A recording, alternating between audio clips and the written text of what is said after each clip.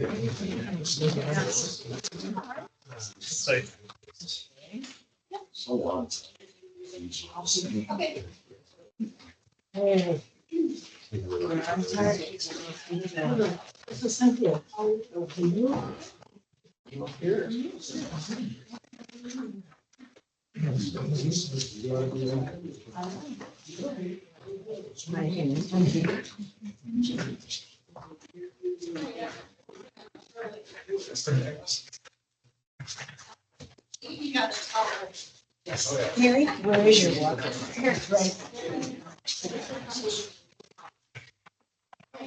Okay, the first item on the agenda is consent agenda to approve the minutes for September 2nd. Approve and establish a 2026 market price for solid waste disposal. Acquire right of way by condemnation for CASA 18.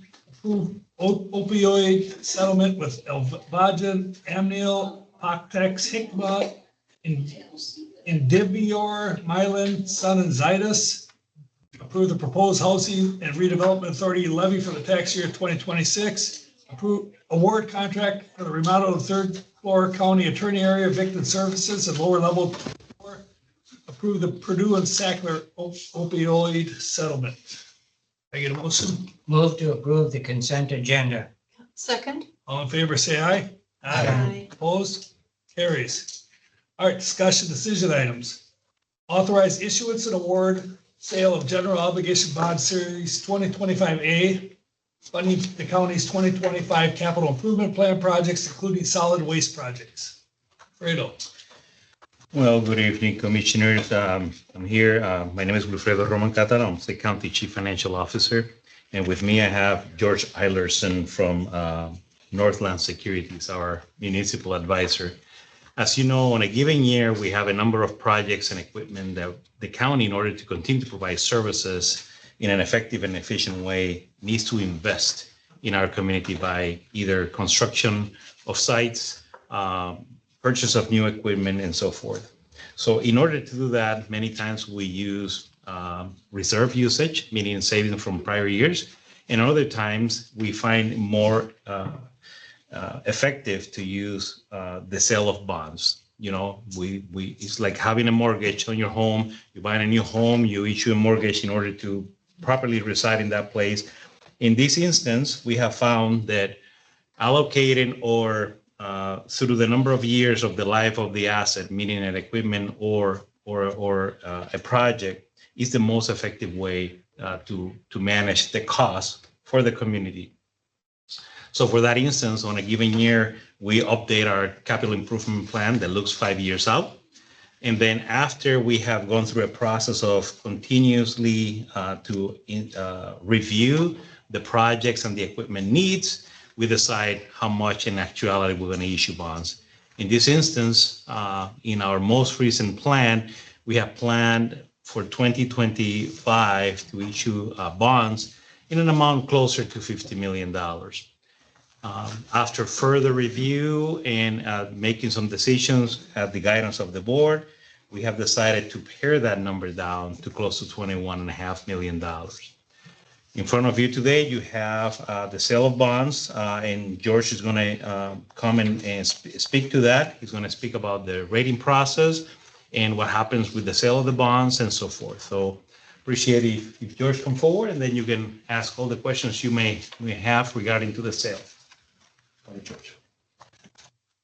Thank you, Wilfredo. Good evening, Chair, members of the board. George Eilerson from Northland Securities. As Wilfredo noted, there is a bond sale summary. I believe there's a hard copy in front of you. I'll be referring to that document in this presentation and then certainly addressing any questions you may have. Following the presentation, there'd be the one action item to consider, and that would be the resolution. Approval of the resolution locks in the rates and the terms of the bond. If you will, board, I'll go to page 2 of this presentation, or this handout rather. These bonds, as I'm sure you've reviewed in committee, et cetera, are issued for the following purposes: to finance solid waste projects, materials recovery facility, as well as waste to energy facility renovations under the category of solid waste, improvements out at Graham Park, and equipment. So as Wilfredo noted, approximately $21.5 million of overall project costs being financed there. So the finance plan notes the payback source for the bonds, the solid waste portion being paid back with solid waste revenues, and then the Graham Park and equipment portions, those will be paid back with a debt service levy. The bonds have been structured based upon the useful life of the improvements. The solid waste improvements have been financed over a fixed 20-year term, and then the other various county improvements or capital improvements, we worked with your staff on what is the useful life of each one from 5 years out to 20 years. So we have a little bit of a staggered maturity schedule there, but each purpose is financed to its useful life. The security for the debt, we talked about revenues of solid waste as well as taxes. Bond ratings. We worked with your staff, Wilfredo's office, on the assignment of a bond rating relative to this bond issue. We went into that rating, as we have with many recent bond issues, knowing that the county is very strong and carries a very strong credit rating as well. So the outcome of that rating process, I should back up for just a moment. The rating agencies send out a list of questions and topics that they would like to cover. They've got at their fingertips all the demographic information, census information, income, et cetera, as well as audited financial statements from the county. So they like to hear from the county on a list of topics relative to major employers, trends in the county, things of that nature. So your staff in the finance department does a great job of responding to that. It's always a fun call because the rating analyst always talks about, you're so prepared, not talking about me, talking about your finance department.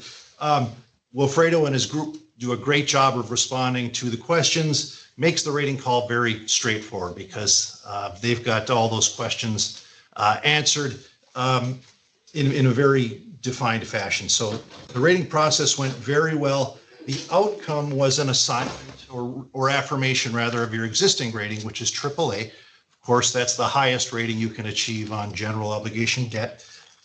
Some of the highlights of the bond rating then, I'll note here. They noted the growing local economy anchored by the Mayo Clinic and high resident income ratio, very strong financial position, moderate income or moderate long-term liabilities ratios, meaning that they look at all of your debt, all of your liabilities, and they consider that to be moderate going forward. So that's positive. A strong institutional structure, meaning just a little more response to that. They noted a strong institutional structure highlighted by a history of conservative budgetary management and multi-year capital planning to maintain operating reserves in conjunction with your fund balance policy. As well, they noted, even with I know you've talked about this on numerous times, the plan for the exhibition center out at Graham Park. I know that your staff looked at numerous options. We were looking at the issuance of taxable bonds versus utilizing cash reserves. Cash reserves was the choice. They looked closely at that, but certainly came back and said that the financial reserves will remain strong even as you utilize some fund balance for financing these projects. So that's just a peek behind the curtain, if you will, of the rating process. And so they look at you as Olmsted County, but then how you rate against your peer group. And you stand up very well.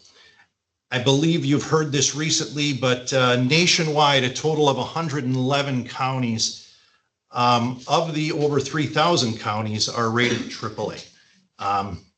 Olmsted being one of them. And so that's approximately 3% of the counties nationwide achieve that highest rating status.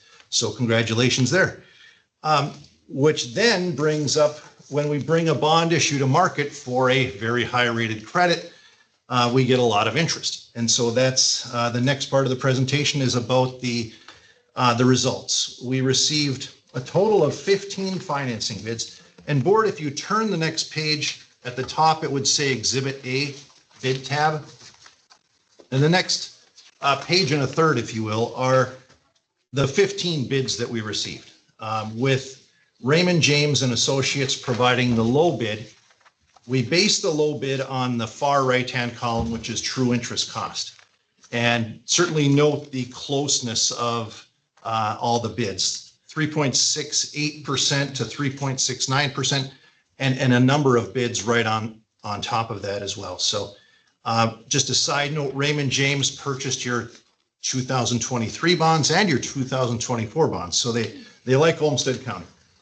But great to see 10 plus bids on a project like this. It helped that you were the only Minnesota credit coming to market this week. So as I've mentioned to your finance staff, that from a nationwide perspective, Midwest credits price more favorably than other parts of the country. And even within that, Minnesota credits price even more aggressively. So, i.e. we pay our debts. So Minnesota credits are a little bit higher numbers of the U.S. counties rated AAA. And so that gives you a little reflection of the bond sale. And as I noted, Raymond James is the low bidder. True interest cost, after taking into account what's called bond premium. What bond premium is, board, and not to go into too much detail on this, the current bond market is such, actually, I'll direct you to a page if you don't mind. Page 6, it says Exhibit C pricing summary. On that page, board, there's two columns, one called the coupon column and one the yield. The yield column, that's from 2% on the short end out to 4.29% in the final year. That's the actual market for a AAA rated general obligation bond. Investors in the current bond market, and it's been this way for a number of years, demand a higher interest rate. And so they're willing to pay that. They pay a premium to earn at a higher rate of return. And so that premium comes into the transaction or comes into the bond as revenue to the county. In this case, it's $1,172,000 of bond premium that we then use to downsize the amount of the principal that you need for your bond issue. In effect, county, what you're doing then is borrowing at a higher interest rate at that column with the 5%. But you're now borrowing about $1.2 million less in principal. So it washes itself out. So as a side note, as a bond trader on our trading desk told me, it's a nominal difference when they try to go and sell these bonds, because stocks like municipal bonds can trade on the secondary market. And so they're a little more attractive when they try to sell them with a 5% rate than a 2% rate. So that's the strategy for the investors behind that. I'm sorry for making you flip around, board, but back to page 2 in the summary. The closing date on these bonds, October 15th. That's the date that the funds will hit your account. Final maturity out 20 years in 2046. And the call date, that's the date when you can refinance or prepay on existing principal, is February 1st of 2033. Just as a side note, when you reach the call date on this bond, you still have 70% of the principal outstanding. So what we do is we make sure we monitor, stay in communication with your staff as we approach that call date, if market conditions are such that you could refinance for a savings. That's the highlights, board. And actually one other quick comment. when I talk about the difference between AAA, you're at the top of the rating ladder at AAA. If you were one notch lower at AA1, which is one rung down the ladder, if you will, they would borrow at about 0.1% higher. And over the life of a bond issue like yours, structured the same as yours, would be about $250,000 more in interest costs. So there's certainly the benefit to securing that bond rating. And it goes up by multiples, of course. Even one notch lower, AA2, would be $450,000 more in interest costs. So you're doing a great job of maintaining that AAA rating and saving your taxpayers. I can address any questions, Chair. Any questions? Chair. Well, Dave? It's just some math. Just help me, ground me a little bit. So our resolution tonight says authorize issuance and award sales of GO bonds totaling 21,505,000. And then I read this and it says 20,210,000. What's like? Chair, members of the board, terrific question. Help That's not my creative math. That's your resolution that's sent before the bond sale. When we take the bond to market, it truly is 21,505. And then when they bid and we factor in the bond premium and reduce the par amount of the bonds, that's when it gets reduced to the 20,210,000. Thank you for that question. So when a motion is made on the resolution, it should be at that 20,210,000 Okay. as the final bond amount. Yeah, okay. Yes. One more, just, I'm way over my head in the weeds, but okay, so as long as I'm there. On page 2, it talks about a true interest rate of 3.71. And then on page 3, it talks about a true interest rate, or cost, I guess, I'm sorry. Well, I guess neither one are rates, they're costs of 3.68. Chair, members of the board, terrific question. Your finance director actually asked this to me before. That's a very good observation because, yes, when we base the award, when we receive financing bids, which we did at 10 a.m. this morning, we base it on that original par amount, that original principal amount, 21,505. And based upon that bond structure, it was 3.68%. What we then do is they're the low bidder. Every bidder that provided a bid would have a premium bid structure like I referred to where there's the higher interest rates and bond premiums.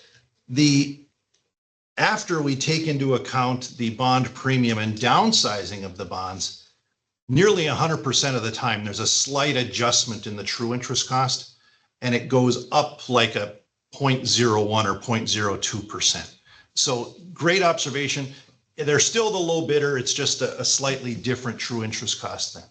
So from a lay perspective, when we go out and brag about this, we can say we bonded for $20 million for 3.71%. 3.71, correct. Okay, that's what I really wanted to know.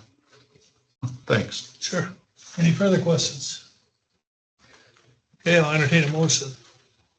Move approval of the resolution at $20,210,000. Second. Okay, we got a second over here. All in favor, say aye. Aye. Opposed? Carries. Thank you. Thank you. You bet.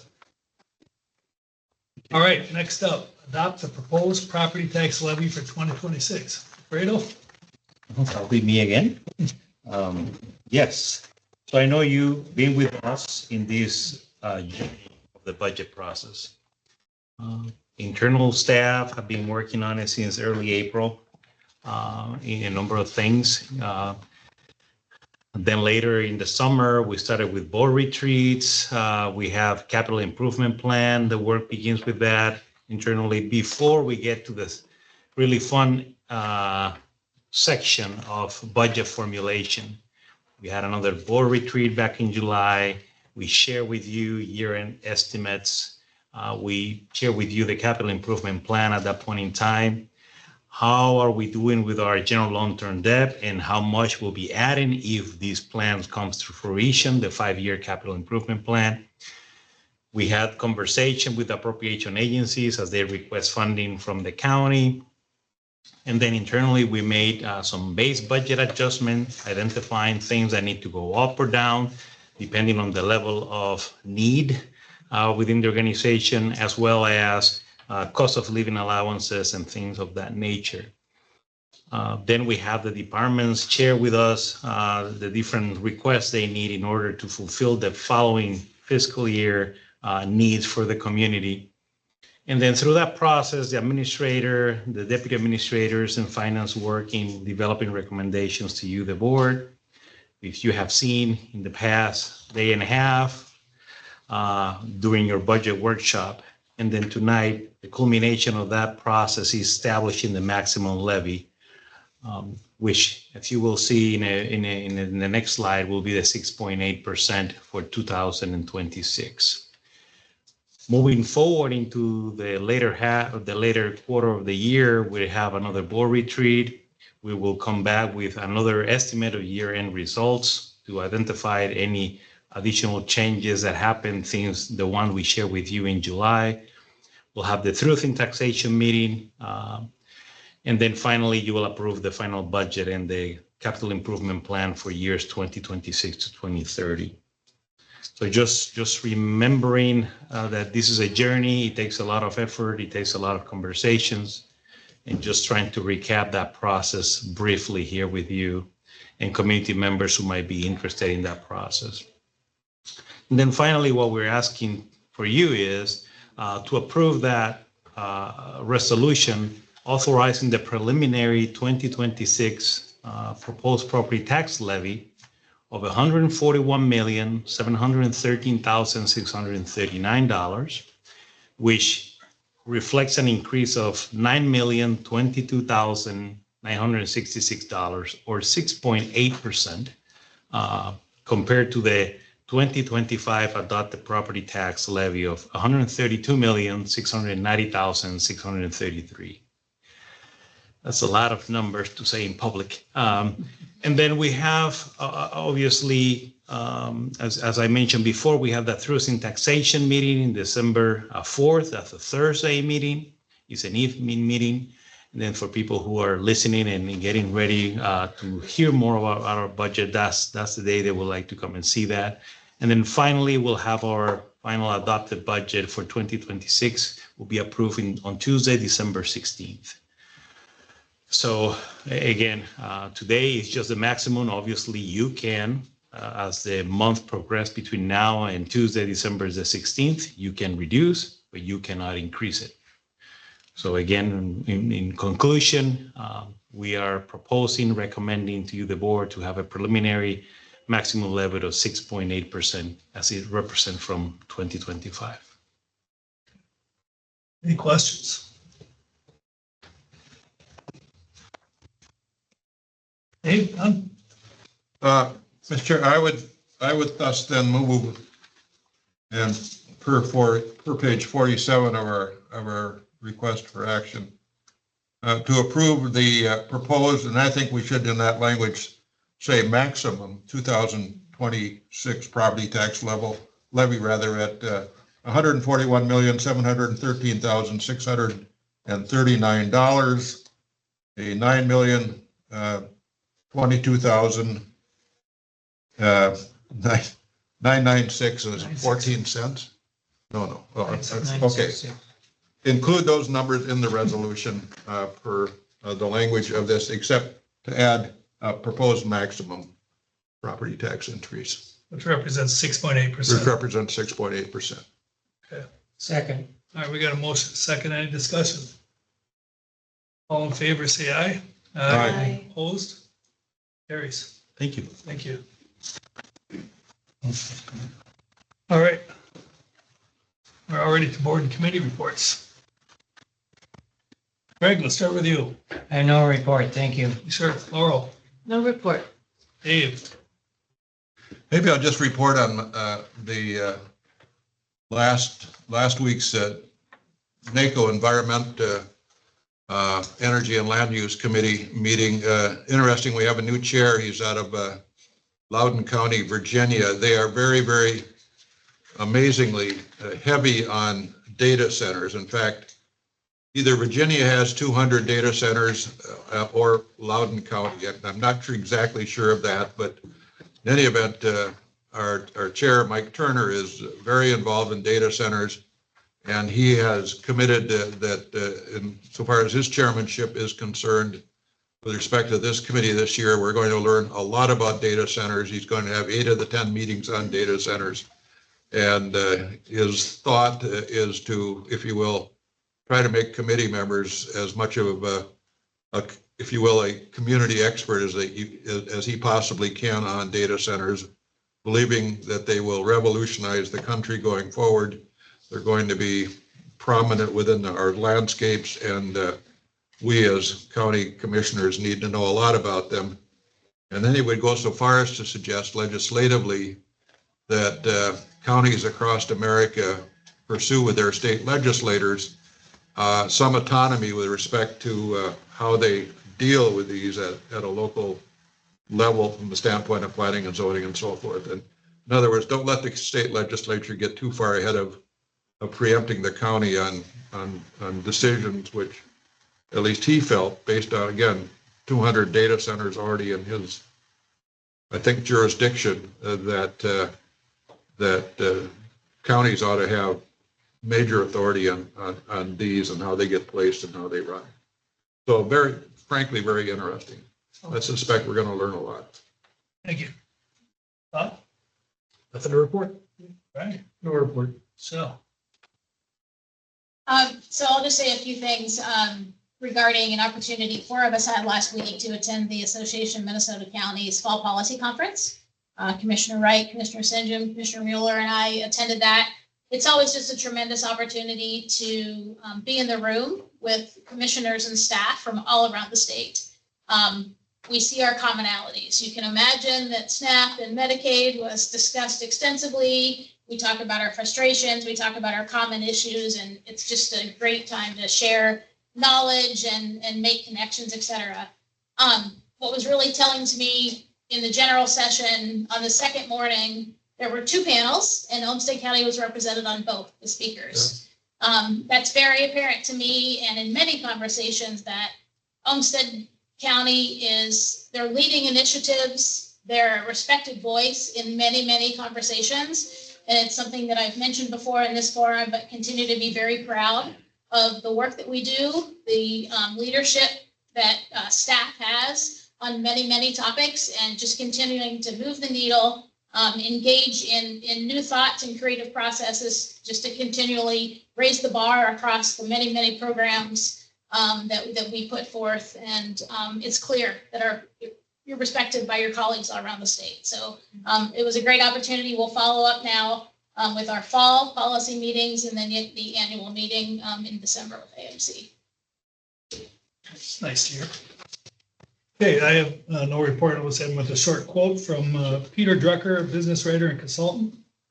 He says, management is doing things right. Leadership is doing the right thing.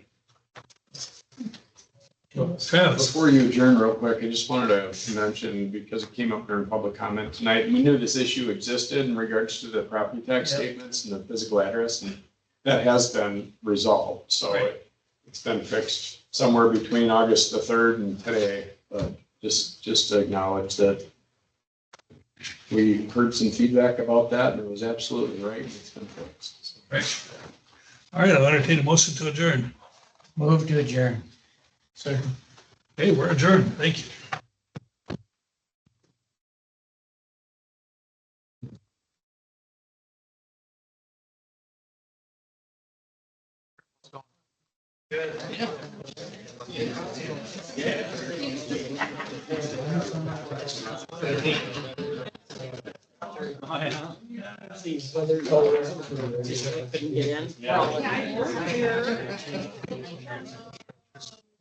Yeah. I was trying to figure out where it's going from. Anyway, I guess, I don't know. Someday if I win the lottery, I lost that 1.2 or whatever, $2 million lottery. I lost it too. I actually cried. No need to borrow.